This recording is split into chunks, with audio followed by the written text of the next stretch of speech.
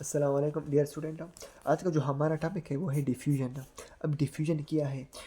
अगर हम इसको डिफाइन करना चाहें, it is the process by which molecules ions move from higher concentration to lower concentration.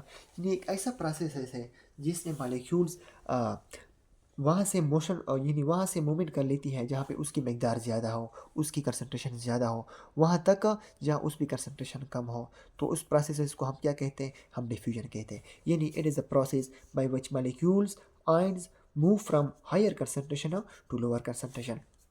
अगर हम इसको एक्सप्लेन करना चाहें, यानी ये हम एक ग्लास ले लेते हैं और हमने इसको सील कर लिया, फिर हमने इसमें एक बैरियर रख दिया और इस बैरियर में हम एक होल कर लेते हैं ताकि ये जो मॉलिक्यूल है वो यहाँ से लेकर यहाँ तक आ जाए। अब ये जो कंपार्टमेंट है, इसमें मैंने 6 मॉलिक्यूल्स ऑफ द गैसेस है।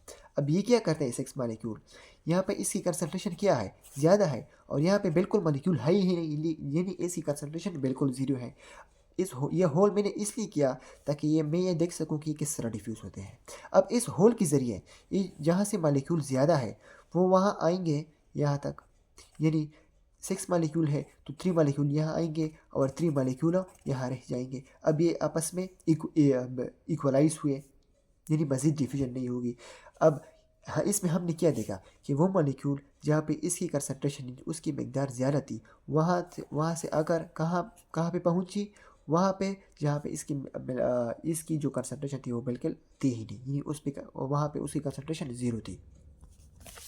अब ये जो डिफ्यूजन है, ये इसके 2 टाइप्स ऑफ डिफ्यूजन होते हैं हमारे पास। एक सिंपल डिफ्यूजन होता है और एक प्रेसिपिटेटेड डिफ्यूजन होता है। अब सिंपल डिफ्यूजन है, इसमें हम लिपिड्स वगैरह या वाटर वगैरह इस पे जहाँ पे कंसंट्रेशन उसकी ज़्यादा होती है तो वो क्रॉस द सेल मेम्ब्रेन या क्रॉस जो डिफरेंट मीडियम हो सकते हैं, वहाँ पे इसकी डिफ्यूजन इजीली हो जाती है।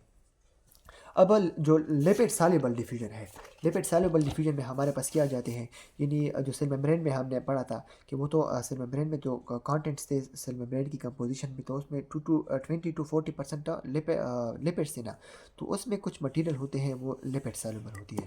लेकिन यानी O2 CO2 एंड अल्कोहल ये लिपिड सॉल्युबल है। ये जो है ये सिंपल डिफ्यूजन करेंगी, लेकिन ये लिपिड सॉल्युबल डिफ्यूजन करेंगी। अब कुछ चैनल्स होते हैं जो वाटरी चैनल्स होते हैं या एक्वापोरेंस होते हैं, यानी सेल मेम्ब्रेन में कुछ पोर्स बने होते हैं, यानी उस प्रोटीन को हम कहते हैं एक्वापोरेंट प्रोटीन। और उस पे स्पेसिफिकली उस पोर्स पे वो मटेरियल्स सेल मेम्ब्रेन को क्रॉस कर लेते हैं जो वाटर सॉल्युबल हो, यानी जो वाटर सॉल्युबल मटेरियल हो, जो लिपिड सॉल्युबल ना हो। तो एक्वापोरेंट पे ये कुछ होल्स होते हैं सेल मेम्ब्रेन में। ये अगर हम कहूँ कि extra cellular membrane extra cellular environment है, ये इंट्रा सेलुलर एनवायरनमेंट है, तो ये एक्वापोरेंट है। तो इस एक्वापोरेंट पे वो मटेरियल क्रॉस, यानी वो डिफरेंट टाइप्स ऑफ न्यूट्रिएंट्स हो सकते हैं वो क्रॉस करेंगे, वो एक्स्ट्रा सेलुलर एनवायरनमेंट से इंट्रा सेलुलर एनवायरनमेंट में आएंगे जो वाटर सॉल्युबल हो। इसलिए आप कहते हैं कि सिंपल डिफ्यूजन में हमारे पास लिपिड सॉल्युबल मटेरियल की सिंपल डिफ्यूजन भी होती है, यानी from a region of higher concentration to the region of lower concentration. और वाटर सॉल्युबल की भी होती है। वाटर सॉल्युबल पे यानी कौन से प्रोटीन होते हैं? एक्वापोरेंट प्रोटीन होते हैं, यानी एक्वापोरेंट प्रोटीन के ज़रिए वो वाटर सॉल्युबल मटीरियल की से डिफ्यूजन हो जाती है। एक होती है फैसिलिटेटेड डिफ्यूजन, यानी कुछ मटेरियल ऐसे होते हैं जो रीजन ऑफ हायर कंसंट्रेशन से रीजन ऑफ लोअर कंसंट्रेशन तो जाना चाहते हैं, लेकिन उन्हें किस चीज़ की ज़रूरत होती है, यानी वो डायरेक्ट नहीं जाते। वो कहते हैं कि नहीं, मेरे पास मुझे इस चीज़ की ज़रूरत है, मैं तब जाऊँगा। यानी अगर आप किसी बच्चे को कहो कि आप ये चीज़ वहाँ तक पहुँच जाओ, तो वो कहता है कि नहीं। वो बच्चों की एक रट होती है ना, तो वो क्या कहते हैं कि मेरे पास ये बंदा जाएगा, वो दूसरे बच्चे का नाम ले लेता है कि मेरे पास ये जाएगा, मैं तब जाऊँगा। यानी मैं डिफ्यूज़ तो हो जाऊँगा, मेरी कंसंट्रेशन यहाँ पे ज़्यादा तो है। अब मैं इस सेल मेम्ब्रेन को क्रॉस भी करना चाहता हूँ, अगर ये मैं कहूँ कि ये सेल मेम्ब्रेन है, ये सेल मेम्ब्रेन को क्रॉस भी करना चाहता है, लेकिन तब भी ये भी कहता है, इसकी एक रट होती है कि मेरे पास किसी और को भी तो जाने दो, यानी इसे और किसी और चीज़ की भी ज़रूरत होती है कि मेरे पास ये अटैच होकर जब ये मेरे पास जाएगा तब मैं ही इसको क्रॉस करूँगा और यहाँ पर आ जाऊँगा, यानी इसकी कंसंट्रेशन यहाँ पे ज़्यादा है, यहाँ पे कम है, लेकिन तब भी ये आना नहीं चाहता। ये तब आना चाहता है जब इसके साथ कोई दूसरा मटेरियल, कोई दूसरी चीज़ अटैच ना हो, और उस डिफ्यूजन को हम क्या कहते हैं, फैसिलिटेटेड डिफ्यूजन, यानी इसको फैसिलिटेटर की ज़रूरत होती है ताकि वो ये स्टेबल हो, इसको फैसिलिटेट किया जा सके। और ये अमूमन ये जो हमारे पास जो लार्ज मालिक्यूल होते हैं, by the word large molecule I mean ये जो ग्लूकोज है या ये जो अमाइनो एसिड्स है, ये जब डिफ्यूजन करते हैं, यानी अगर सेल को ज़रूरत है किस चीज़ की, ग्लूकोज की, तो ग्लूकोज जाना तो चाहता है सेल के अंदर, बाहर तो ढेर सारी ग्लूकोज पड़ी है, सेल में कम है, यानी ये डिफ्यूज़ तो जाना डिफ्यूज करना चाहता है, लेकिन ये खुद डिफ्यूज़ नहीं होता।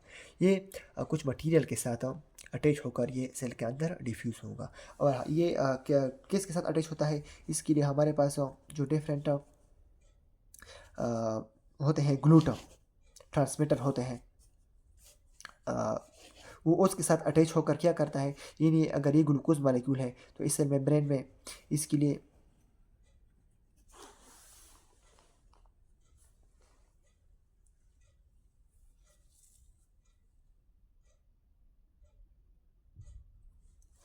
अच्छा, तो ये सेल मेम्ब्रेन है, इसके लिए ग्लू ट्रांसपोर्टर की ज़रूरत है, और ये जो ग्लू ट्रांसपोर्टर है ये सेल मेम्ब्रेन पे लगे हुए होते हैं, और ये जो ग्लूकोज है ये ग्लूट के साथ अटैच होकर, अगर ये सेल मेम्ब्रेन है और इस पे ग्लूट ट्रांसपोर्टर अटैच हुए हैं, अगर ये ग्लूकोज इसकी कंसंट्रेशन यहाँ पे ज़्यादा है और ये कंसंट्रेशन इस पे यहाँ पे क्या है, कम है, ये ग्लूकोज यहाँ से डिफ्यूज़ तो होना चाहता है, लेकिन इस ग्लूट के साथ अटैच होकर ये डिफ्यूज़ होगा।